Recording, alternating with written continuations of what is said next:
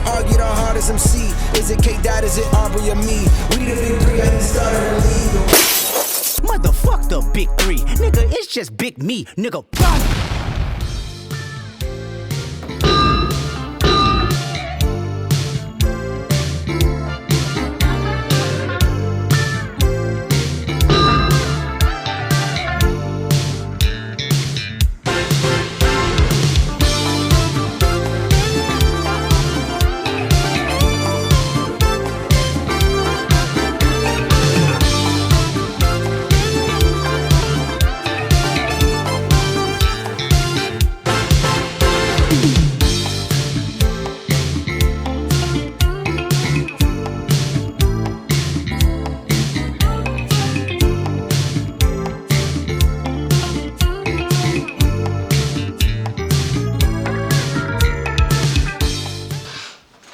What's good, YouTube? It's your boy Marcus, and today we've got these shoes, man.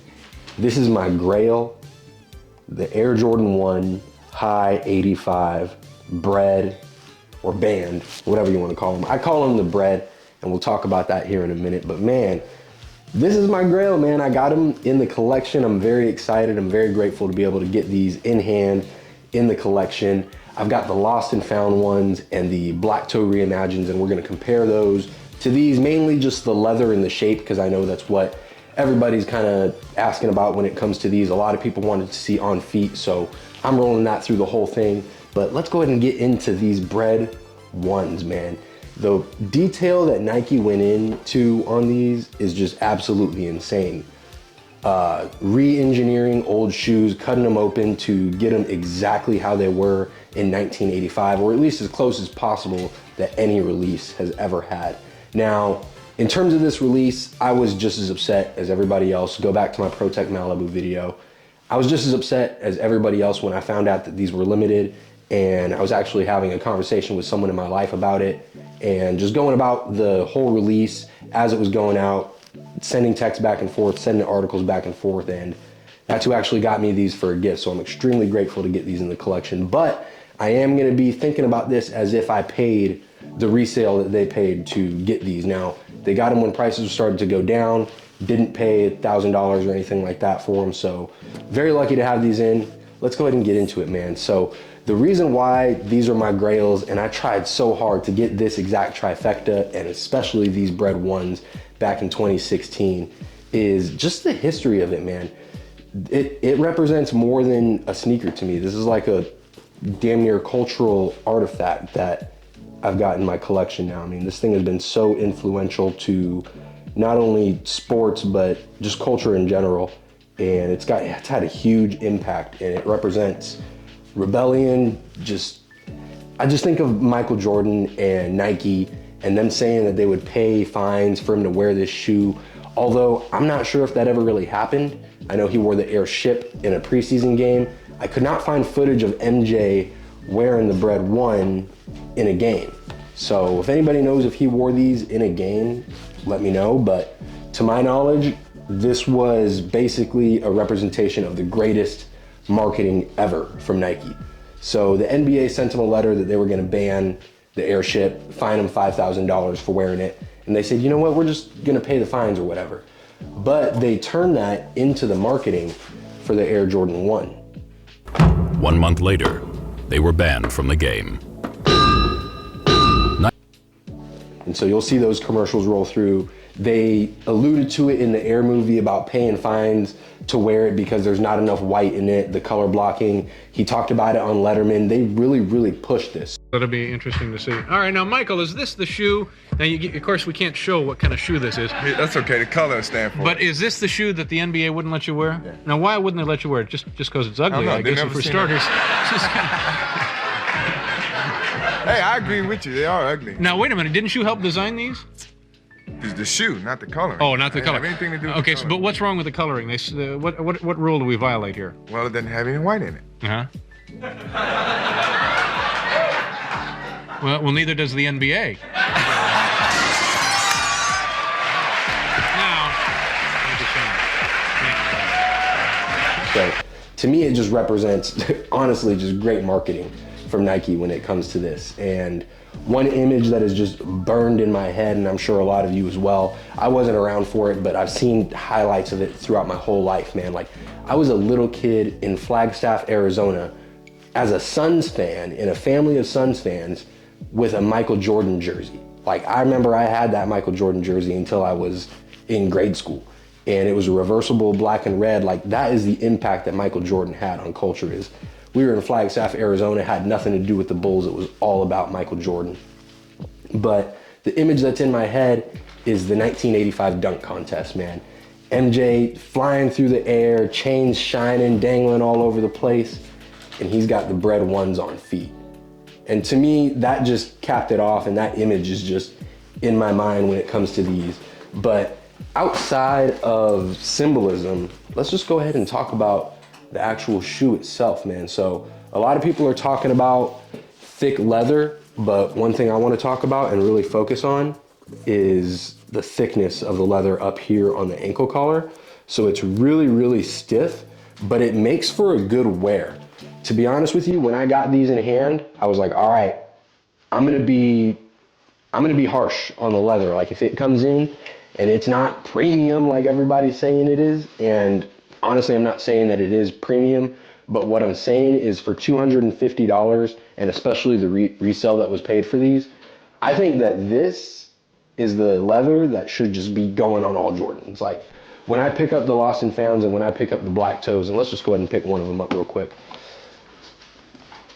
I'll show you, like, I'm bending on it pretty hard there. It's not really moving. Then I'll pick up the Black Toe and squeeze in the same thing, and it just feels a lot more flexible. And I feel like you would think that would make this more comfortable, but to be honest, I think of the Breds as almost like a memory foam mattress. Like, it's really, really stiff at first, but once you lay in it for a second, it kind of conforms to your body.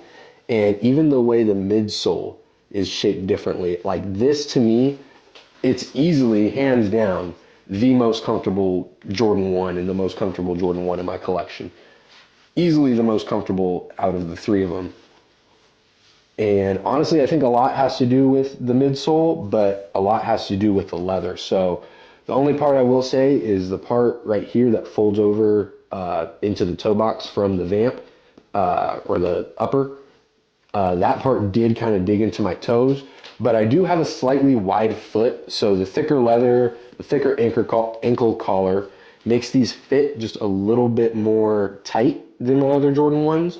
But one thing I will say about Jordan 1s and my sizing is I wear a size 10, but my true size would be a 9.5 wide if they made something like that. So I opt for 10 because I'd rather have a little extra room in the toe box and get the right width than 9.5, which is closer on my toe box to where I would want it to be, but it's just absolutely killing me on the sides here. And then for other Jordans like 3s and 4s and 12s and stuff that already fit tighter, I definitely got to go with 10 because for some reason I got a wide foot, but my right foot is just a tad wider than my left.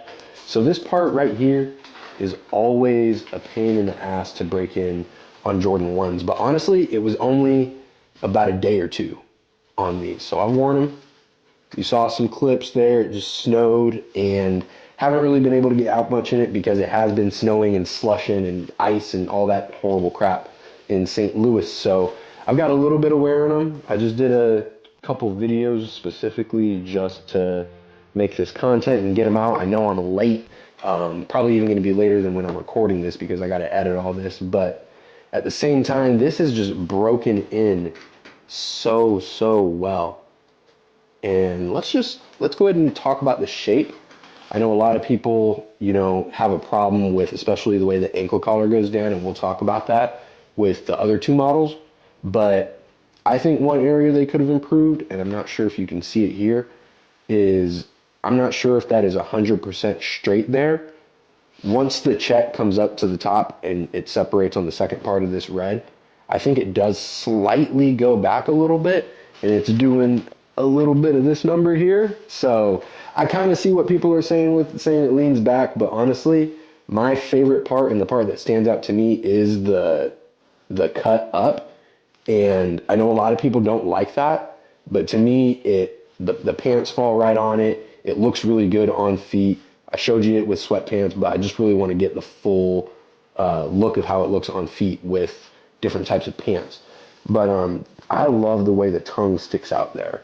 The tongue sticks out far more than any other Jordan 1. I like the way it's higher than the collar. I think it just has that vintage classic look because, you know, Michael Jordan stuck his tongue out when he went up for the dunk, so you got to have your tongue out too on the Jordan 1 Breds, man. I really hope that we get more colorways. I saw the Royals leaked in this exact shape, so those are definitely a cop. Hopefully those are a much more general release and a lot of people can get them. I would want the shadows in this color blocking or this tooling, the 85 high. Shadows in this would be instant cop. But let's go ahead and bring these other ones in. All right, so I got all three right here. I got the Chicago in the middle, black toe on the left, and the Bred on the right. So let's go ahead and talk about the shape. All right, as you can see, it looks as if the black toe sits the highest when you're looking at them from this angle. And I'm trying to get a flat angle on the camera. But the Chicago's, or the Lost and Founds and the Bred High 85s have a lot more of a similar shape with the ankle collar that kind of goes down a little bit. Whereas with the black toes, it goes straight across from the ankle collar. So it gives it a higher appearance, but as you can see from the front, where they all line up, they are all the same height this way. I don't know if you can see that very well, but especially on foot, man, like you can't tell the difference, man. The biggest thing I'm noticing is the red on the Lost and Founds is very similar to the black on the black toes or on the toe box, and I really, really like this leather. That's a nice leather. As you can see, it is broken in very well. Let's go ahead and get a toe box view. I have worn the hell out of the Lost and Founds. I'm starting to wear the hell out of the black toes, and I've worn the Breds, I think 4 times. Lightly, you know, just going to the bar, sitting down, having some drinks. I haven't gone to the zoo or anything like that in them yet, so they haven't seen a ton of miles, but they've really broken in the best. They're easily the most comfortable. Honestly, after that, I would say the black toes, just because I feel like they're a tad more roomy than the Lost and Founds, which have a more narrow toe box for some reason. But to me, it's very, very slight. I mean, they all fit like a Jordan 1, but overall, it's the Breds that really, really take it. But let's see if I can get another good view of just the backs of these real quick. So as you can see, that the height difference is really not there. So as far as people calling the Breds mids, nah, man, you got to get them in hand because at the angle makes it appear that way. Let's go ahead and get them this way too. Yeah, I mean, black toes slightly higher, but realistically, that's damn near neck and neck. And the most important part, front ways, they're lined up perfectly. So they're really about the same height. It's just that angle that the ankle comes down on the Breds versus the black toes is just slightly different. So I think if they would have shown more ankle collar here and cut it a little bit more flat, it would have not had that illusion.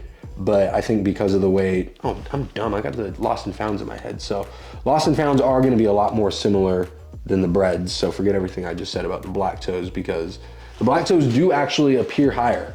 Not bad, y'all. Getting my shit mixed up already.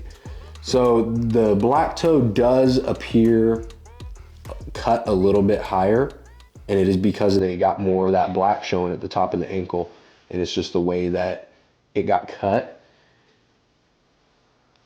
Let's see. And then same here. Let's go ahead and get them lined up. From the front, they are matching. So the height is something that I am not worried about. I do really, really like the shape of the Breds with the straight back or kind of leaning back a little bit at the top, but more straight profile on the rear versus the more modern construction that has it kind of leaning forward a little bit. So I just like the way that straight back looks a little bit more vintage, and I think that's exactly what they were going for. So I really want to show that. And honestly, on feet, they wear exactly the same. I shouldn't have worn a black shirt, honestly. Probably should have worn my white shirt. But, I had to get the little Lost and Found logo up there. Come on, man. I'm real excited to get these, man. This right here is the Trifecta that I've been wanting since I got into sneakers, man.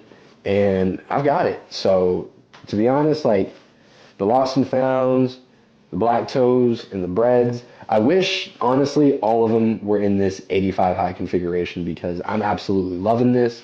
It feels good on feet. It looks great. I think they killed it as far as the vibe that they were going for. They did not kill it in terms of the release.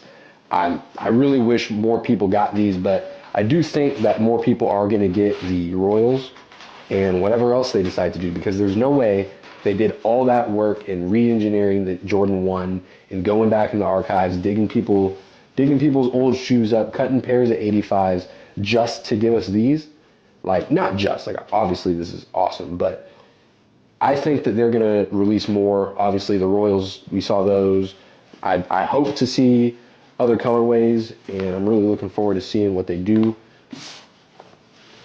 Outside of that, the three of them, the Breds is probably the least impressive on the packaging, but that's besides the point. Most people are not concerned with the packaging. Black Toes, obviously, they knocked it out of the park with the pictures all over the box, and the Lost and Found with the cool distressing on it. Looking forward to seeing the UNCs and how that is marketed as well. That'll be another cop I'm gonna have to put next to these. So yeah, overall, I mean, I love all three of these shoes, obviously. I've been working hard over the years to make sure that I can get these when they came out. Now, whether these were a limited release, a general release, and everyone calling them mids and saying there were bricks and they were gonna sit and all this stuff, to now them charging double, triple what the already high retail price is, I was gonna go for these regardless. This is the type of shoe where if it was sitting at $1,000, I might be looking at other shoes in my collection and some other things in my hobbies, like my knives and stuff, and like kind of getting rid of some of those to put towards these, because this was a trifecta that I've been wanting to complete, and now it is complete, and it's complete with my favorite shoe of all time, and in my opinion, the best shoe of all time. So thanks for tapping in. What do you think? Which one is your favorite? The Lost and Founds, the Black Toes, or the high 85 Breds? You already know, for me, it is the 85 Breds. Being a Georgia fan, this is going to go with all my game day outfits, so I'm looking forward to rocking these all summer. I might even take them on a cruise with me and show you guys how that works. So yeah, let me know which one's your favorite, and comment down below how do you feel about the Breds. What did you think about the release? Go ahead and subscribe, like, follow for more, and we'll be back on the next one. See ya.